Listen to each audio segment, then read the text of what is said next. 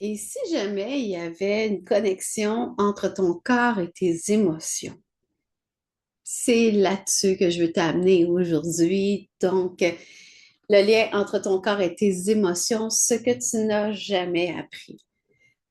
Parce que dans l'histoire, René Descartes, 1634, pas de 1934, 1634, c'est lui qui a abordé le sujet que la tête était séparée du corps, que l'importance de l'esprit au-delà du corps.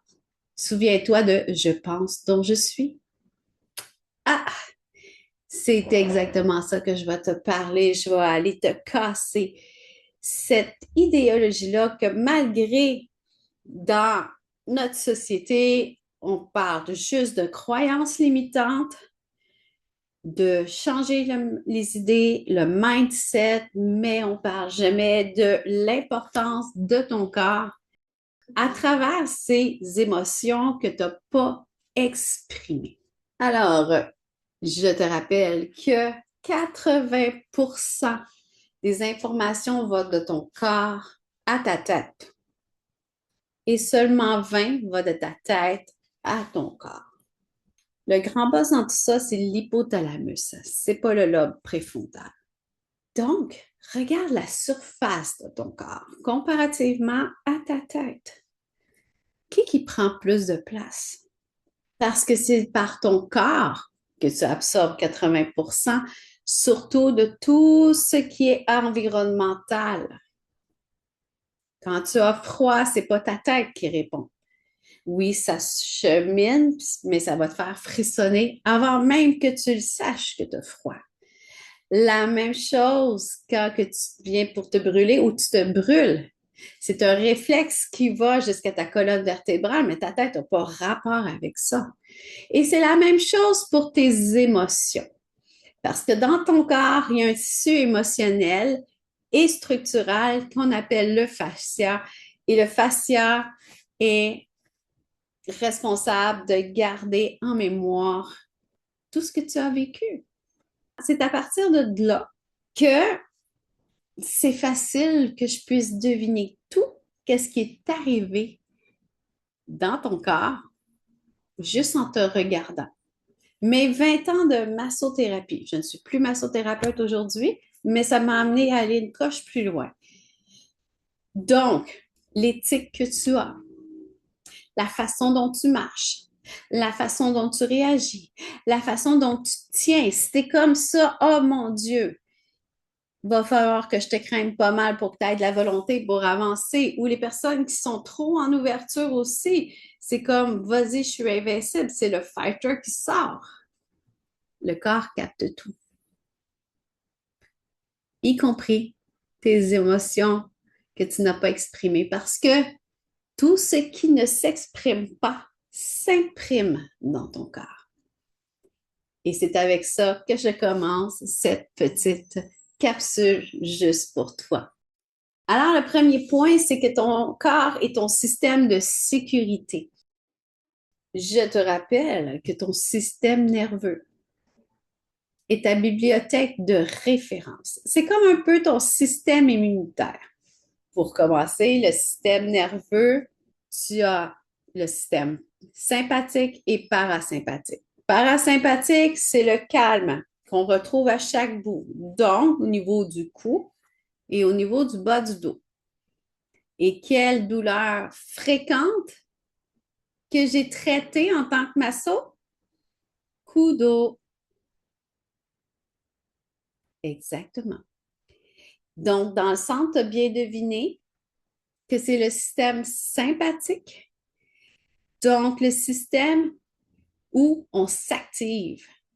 Donc, avec le stress, l'anxiété, tu t'actives. Et le frein de chaque côté, quand on n'est plus capable de mettre le frein à main, le break à bras, ben c'est ça qui arrive dans le sens où on va, on va devenir survolté, surchargé, surcharge mentale. On va essayer de tout réprimer. Puis finalement, qu'est-ce que ça va faire? Ben, tu vas avoir des problèmes de digestion parce que la digestion est dans le parasympathique. parce que la digestion et le stress ne sont pas amis. Donc, des troubles digestifs, qu'est-ce qu'on voit le plus souvent? Côlon irritable, difficulté d'absorber, maladie de Crohn. Donc, ça se transforme tout en OK, je ne suis pas capable de me reposer, je vais créer une maladie pour te ralentir. Et c'est pour ça que quand j'étais étudiante au cégep, mais après une session de cours, je tombais toujours malade parce que j'étais sur sur l'adrénaline. Et là, je tombe d'un coup, les examens sont finis. Qu'est-ce que fait le système immunitaire fait? Oh!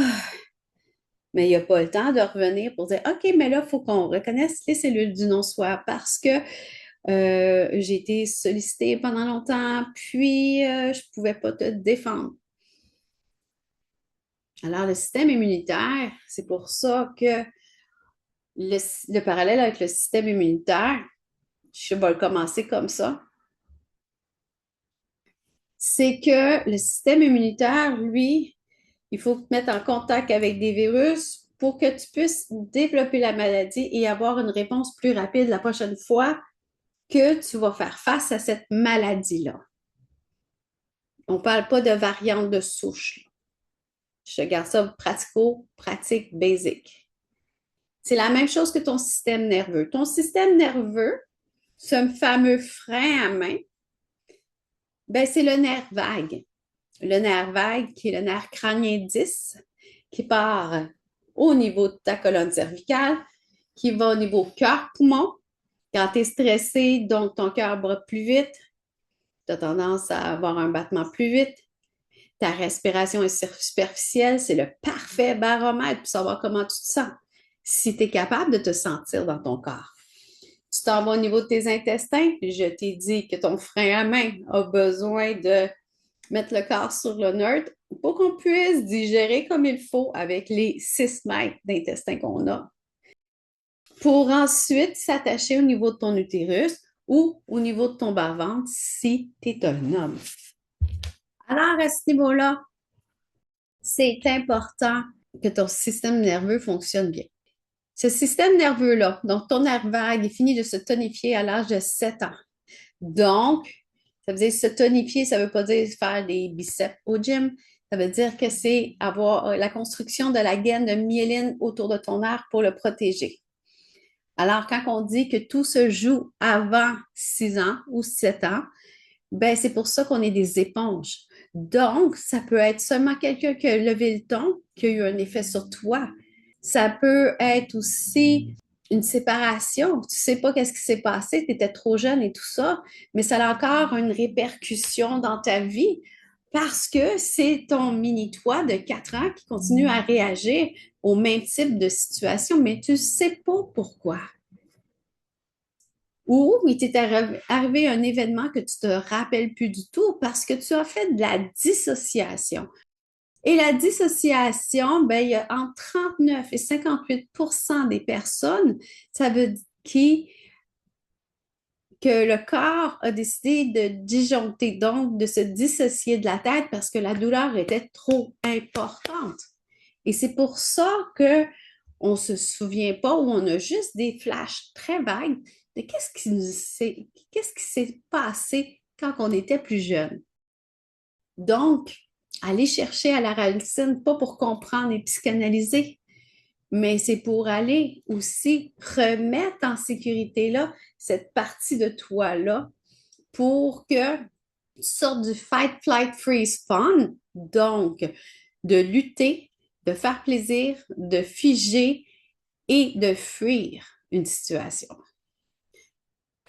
Donc, tes triggers ou tes flashbacks vont revenir quand il va y avoir un élément qui s'est passé plus jeune.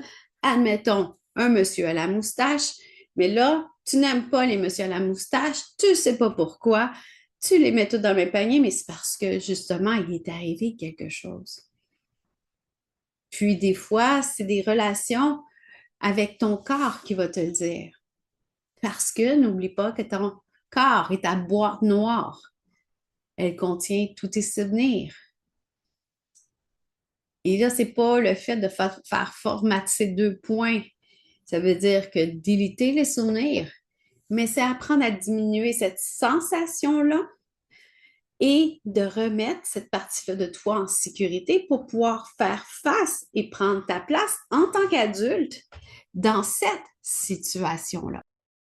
Donc, ton système nerveux vit dans ton corps. Et c'est pour ça que moi, j'aime travailler avec le corps parce que le corps, pendant 20 ans, m'a donné énormément d'informations que, qui contredisaient les gens quand ils arrivaient sur ma table ou sur mon tapis, qui me disaient, mais là, oui, oui, oui, je vais bien, mais tu finis de masser une zone, puis sur job, non, non, non, j'ai bien vécu le deuil de mes parents. N'oublie pas que ta tête te fait plein d'histoires pour que tu sois le héros ou la victime dans cette situation-là. Alors, si tu ne te sens pas en sécurité avec toi-même, c'est pour ça que moi, je travaille avec la relation avec toi-même au niveau de ta propre sexualité, au niveau aussi de ton mode de pensée, au niveau de ta façon d'être avec toi-même, te regarder en face dans un miroir pour te dire ah oui, je m'aime. Puis là, tu arrives devant le miroir, ah, ça, t'as de l'air poqué. Ah, mes seins sont tombants. Caroline, j'ai encore pris du poids. Maudite ménopause. Ah, je savais pas que j'ai rendu avec des poils les oreilles ou dans mon dos.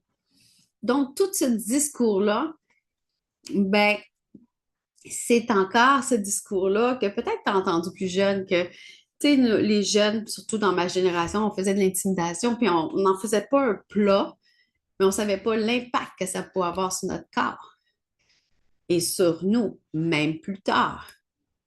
Si on t'a trouvé bizarre parce que tu élaborais une idée puis que les gens n'étaient pas rendus là, ça se peut aussi qu'on te regarde bizarre. Et ça se peut que tu te trouves différent. Et ça se peut que plein d'affaires. Mais si tu ne te sens pas en sécurité avec toi pour te dire ta propre vérité, chakra de la gorge, tu ne pourras pas l'être avec les autres.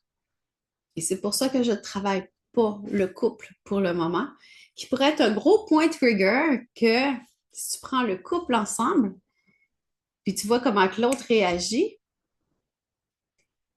ben, c'est la vraie game qu'on va jouer, pas celle que tu t'inventes. Tout se joue dans le comportement. Ce que tu refoules s'imprime, ça, je t'en ai parlé. Donc, les émotions non exprimées se stockent dans ta chair. Tous les orgasmes que tu as simulés s'installent dans ton point G assez que tu ne sentiras rien de là.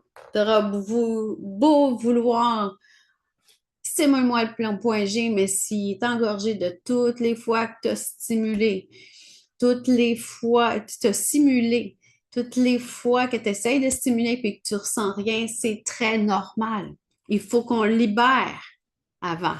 C'est comme si tu faisais un grand ménage. Il faut que tu libères du stock si tu veux en rentrer du nouveau. Tu changes de look, tu fais de l'épuration, puis tu rentres un nouveau look dans ton garde-robe pour ne pas retomber dans le passé. C'est le même pattern, mais de façon beaucoup plus concrète. Et là, je fais une petite mention spéciale à une que j'aime beaucoup, son entreprise, c'est Nouchka. Et Nouchka, elle, c'est ça qu'elle propose. On rafraîchit le garde-robe, mais il faut faire de la place aussi, tu sais. Alors, le résultat de tout ça, quand tu emmagasines, non, j'ai décidé de l'oublier. C'est de la fuite. Ou tu restes dans un état de victime, tu es figé. Non, non, non, ça m'atteint plus, mais ton comportement dit totalement autre chose. Ça, c'est de la lutte. Et diriger ton attention vers les autres pour faire plaisir par besoin de reconnaissance, ça, c'est faire plaisir. Ce sont tes 4 modes de survie que tu perpétues. Et à un moment donné, ton corps, il dit, mais là, as-tu fini de me niaiser? Et c'est là qu'on t'amène des douleurs récurrentes.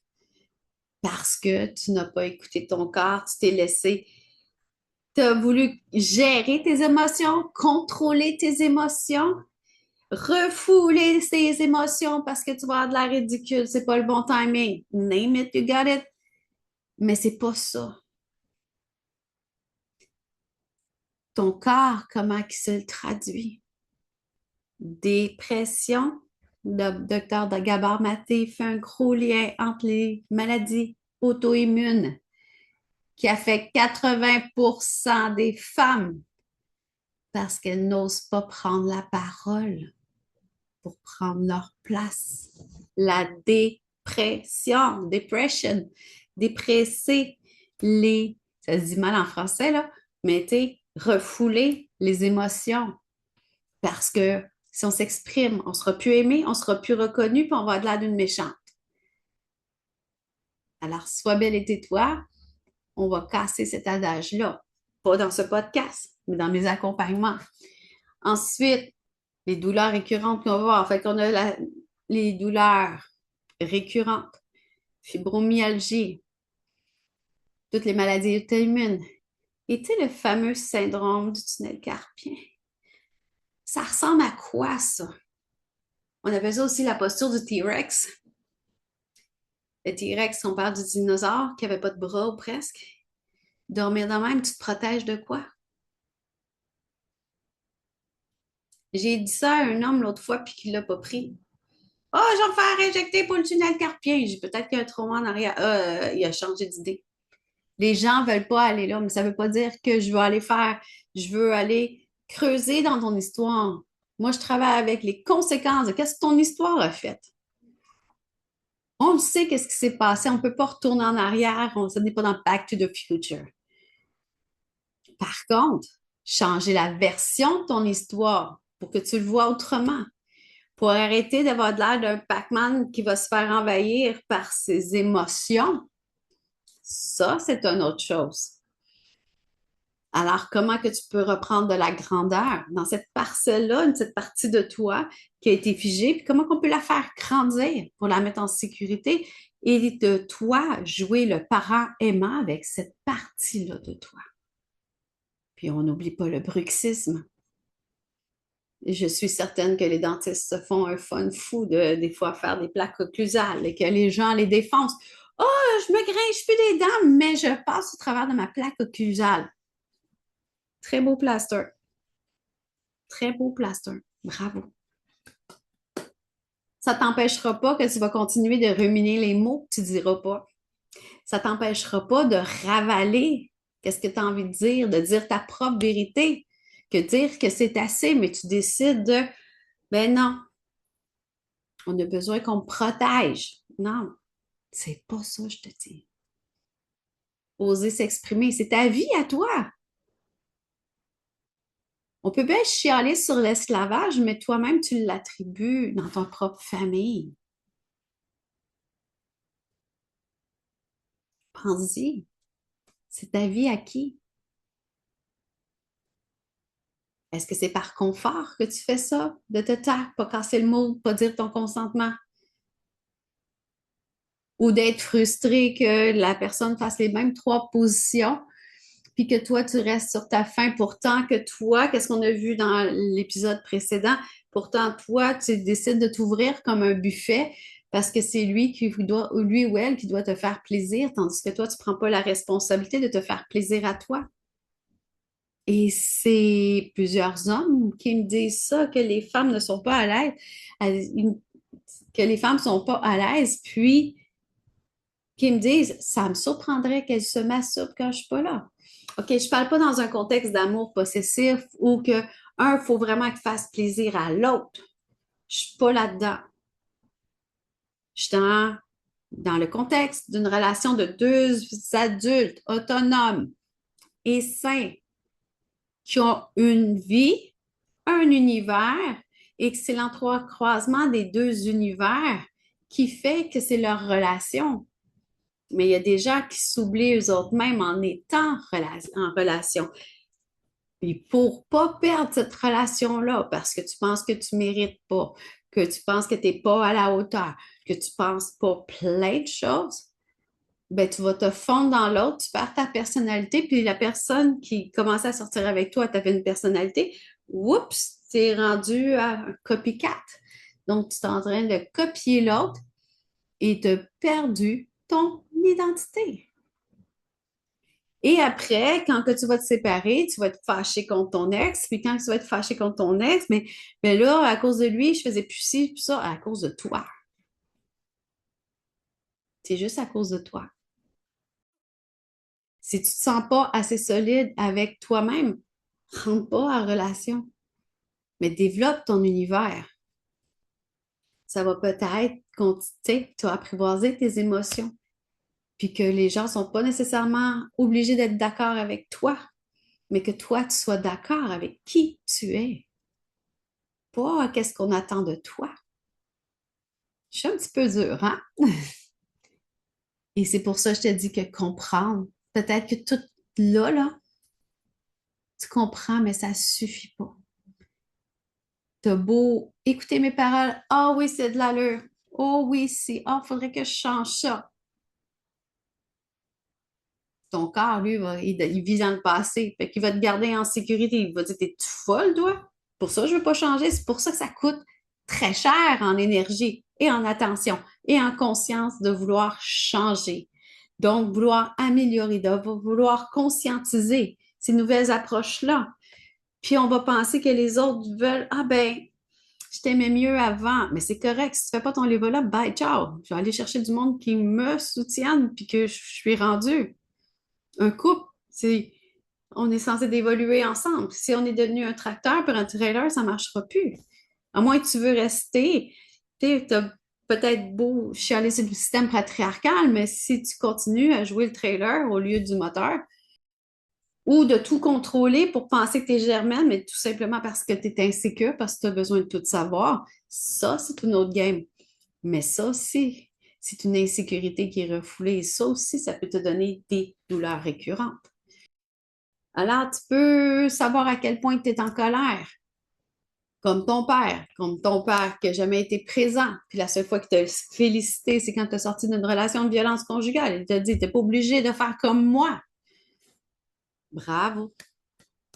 Comprendre la colère, ça ne va pas faire en sorte de la libérer de ton mécanisme corporel, de ton corps. Tu vas avoir encore la mâchoire comme un bulldog. Tu vas vouloir manger quelqu'un. Puis, c'est bien beau comprendre la honte, la voir sur toutes ses coutures pendant 3 ans avec une psychologue. Est-ce que ça va l'enlever de ton corps? À chaque fois qu'on enlève quelque chose, le processus, c'est qu'il y a un début, qu'il y a une fin. Dans le sens où, à chaque fois qu'on enlève quelque chose, la nature n'aime pas le vide.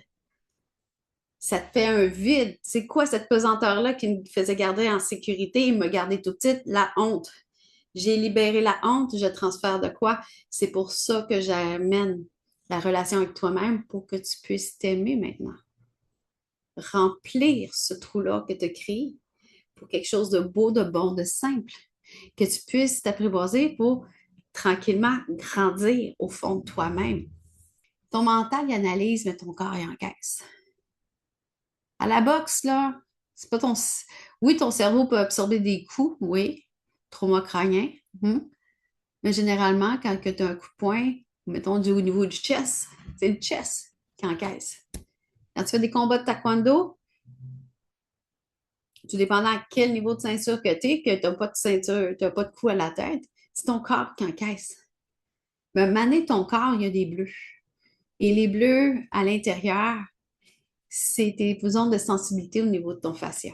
Et ça reste jusqu'à temps que tu n'as pas fait un travail corporel de libération au niveau du fascia.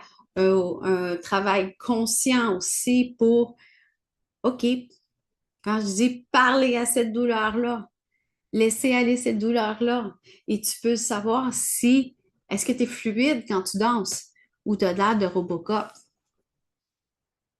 Ça peut en dire beaucoup sur qu'est-ce que ton corps emmagasine. Alors, comme je te dis, c'est en travaillant avec ton corps qu'on s'en va à la racine. 80% des informations, tu l'absorbes par le corps. Et pourquoi tu n'es pas capable qu'on te touche le ventre, l'intérieur de tes cuisses, tes seins, que tu as un dédain, tes lèvres, Je m'en fous de ton histoire, mais il faut te réapproprier toutes ces parties-là de toi pour t'aimer inconditionnellement, parce que c'est le but aussi. Alors, tout ça, je t'ai parlé de ton corps en relation avec tes émotions et ça, c'est la porte d'entrée au somatique. Somatique qui veut dire travail avec le corps. Donc, un travail conscient. Et oui, tu as le corps, tu as les émotions, tu as le mental, tu as l'énergétique. Tout ça sont tes différentes facettes. Et au centre de la sexualité, qui est ta relation la plus vraie avec toi-même. Parce que la relation que tu as avec ta yoni ou ton lingam, au niveau de ta sexualité, c'est celle-là qui reflète la relation que tu as avec toi-même et que tu te laisses subir par les autres. Alors, on n'a pas besoin de connaître ton histoire. Tu n'as pas besoin de revivre ton histoire. Ton corps le revit en boucle tout seul comme un grand garçon. Mais il faut par contre, lui montrer qu'il y a aussi autre chose. Et c'est une reprogrammation corporelle en allant petit peu par petit peu à te faire goûter à d'autres expériences que ta souffrance intérieure que tu tentes de ruminer encore et encore et encore. L'approche somatique, c'est qu'on contourne ton mental. Oui, on peut te laisser verbaliser sur tout ce qui monte, mais je ne t'ouvrirai pas la plaie à chaque fois pour te dire, mais voyons, qu'est-ce qui est arrivé? Ça me rappelle une expérience que j'ai eue avec une des thérapeutes. Parce que dans mon passé, j'ai eu des agressions sexuelles. Et il y en a une qui me dit, ben, écris ton histoire. J'ai jamais eu quelque chose d'aussi trigger que ça, j'ai pas été capable. Et je l'ai écrit en détail. Pas toute, mais je l'ai écrit une bonne partie. Et ça m'a fait un trigger énorme. Énorme. Alors, raconter son histoire, ben, c'est-tu plus du voyeurisme? C'est pour essayer de comprendre qu'est-ce qui est arrivé pour te mettre une étiquette, puis un schéma, puis un protocole. Ton corps, il connaît ton histoire. Il connaît la game. Alors, puis ton mental, comme je t'ai dit tantôt, des fois, c'est créer une histoire dont vous êtes les héros. Tandis que le corps, lui, ne ment pas. Et ta yoni ou ton lingam, encore moins. Alors, c'est ça le travail somatique que je fais dans mes accompagnements en présentiel ou en virtuel. En virtuel, tu vas le faire sur toi-même. Je vais te guider avec rentrer en profondeur avec ton corps, avec des exercices, des rituels pour que tu puisses te dire et vivre les vraies choses. Alors, c'est tout pour aujourd'hui. Si tu as aimé ça, tu peux partager à une amie. Alors, je suis Geneviève Bessette, accompagnante en libération du plaisir par le corps. Et n'oublie pas de t'abonner pour pouvoir avoir la notification de la prochaine capsule.